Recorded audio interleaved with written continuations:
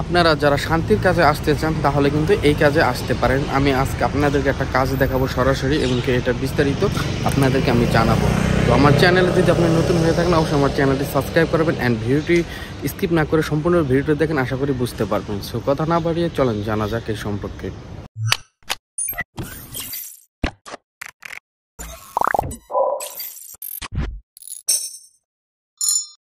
আসসালামু আলাইকুম এভরিওয়ান, আশা করি সবাই অনেক বেশি ভালো আছেন। তো আপনাদের মাঝে আরও একটি গুরুত্বপূর্ণ ভিডিও নিয়ে চলে আসলাম। আপনারা যারা শান্তির কাজ আর কি আসতে চান, তো আপনারা চাইলে কিন্তু এই যে এখানে দেখতে পাচ্ছেন, এটা হচ্ছে সিঙ্গাপুরে এইচডিবি। তো এই এইচডিবির কাজে কিন্তু চাইলে আসতে পারেন। এখানে সিঙ্গাপুরিয়ানরা থাকে, এইসব বাসায় কাজে কিন্তু আপনারা আসতে পারেন। চলো একটা ব্লক, তো এই যে এখানে একটা ডাস্টবিন দেখতে পাচ্ছেন, রাবিশ বিন। তো এখানে এই যে কিছু বেড রাখা আছে, এগুলো হচ্ছে কাজ আপনারা যারা আসতে চান তাহলে কিন্তু এই কাজে আসতে পারেন। তো এই যে দেখেন, এই যে এই যে বাংলাদেশি ভাইয়েরা চাইতেছে, তো তারা এখানে আর কি কাজ করে, এই ব্লকে কাজ করে। এখানে মূলত কাজ হচ্ছিল এই ব্লকে আপনারা ব্লক ক্লিন করবেন। এই যে যেমন যে এখানে একটা রাস্তা দেখতে পাচ্ছেন, এটা কিন্তু একটা এইচডিবির একটা রাস্তা, ঠিক আছে। এই রাস্তায় ময়লা পড়ে থাকলে এইগুলো ক্লিন। অ্যান্ড এইখানে এই যে যেই বিল্ডিংটার নিচে যেই বেসমেন্টটা দেখতে পারতেছেন, তো এখান দিয়ে এই যে রাস্তা, এখান দিয়ে ময়লা পড়ে থাকলে এইসব ময়লা আপনাদের পরিষ্কার করতে হবে। অ্যান্ড এই যে এখানে কিছু রাবিশ ফালিয়ে রাখছে, তো এইগুলো আর কি আপনাদেরকে পরিষ্কার করার কাজ। এই কাজে কিন্তু তেমন তত একটা ক্লিন করতে হয় না। দেন এখানে দেখতে পাচ্ছেন কত ক্লিন, ঠিক আছে। জাস্ট সকালবেলা মোটামুটি প্রতিদিন, যেহেতু এটা রুলস, আপনার ক্লিন করতে হবে, জাস্ট একটু সাপোর্ট দিলেই হবে। এরকমই হচ্ছিল এই ধরনের কাজগুলো। যে এইচডিবিগুলো দেখতে পাচ্ছেন, এগুলোর ভিতরে ঢুকে কিন্তু আপনাদের কাজ করতে হবে না। এগুলো হচ্ছে বাইরে আপনাদের কাজ, বাইরে যে সব ময়লা পরিষ্কার করে কথা ক্লিনার। আমি আবার একটু ঝুম করে দেখাই, ওই যে ভাইরা ওই যে কিছু রাবিশ ফলাইতেছে। দেন আমি তাদের ফেস দেখাইতে চাচ্ছি না, এটা একজনের পার্সোনাল ব্যক্তিগত ব্যাপার। আপনাদের আমি আগে কাজটা দেখালাম যেন এই কাজটা দেখে আর কি বুঝতে পারেন যে কি ধরনের আর কি কাজ। তো এটা হচ্ছে আনস্কিলের কাজ। বেসিক্যালি যারা বাংলাদেশি ভাইরা আছে সবাই আনস্কিলে এই ধরনের কাজগুলো করে থাকে সবাই।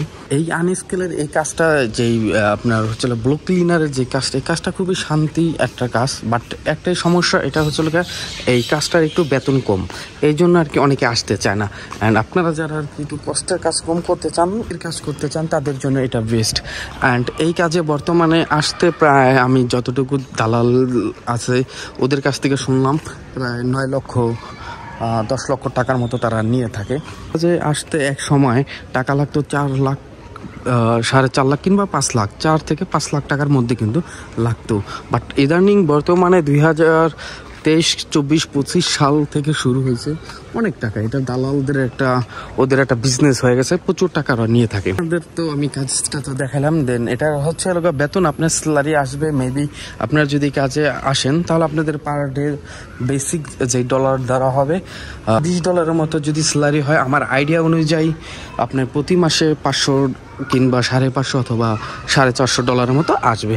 অ্যান্ড ওভারটাইম নিয়ে সব মিলিয়ে $600, $650 কিংবা $600 থেকে $700 আসবে। বাংলাদেশি টাকা 70,000 কিংবা 65,000 এরকম আসবে। অ্যান্ড আপনার মাসে খরচ হবে প্রতি মাসে 20 থেকে 30,000 টাকা, মানে 30,000 অথবা 40,000 টাকার মতো প্রতি মাসে দিতে পারবেন।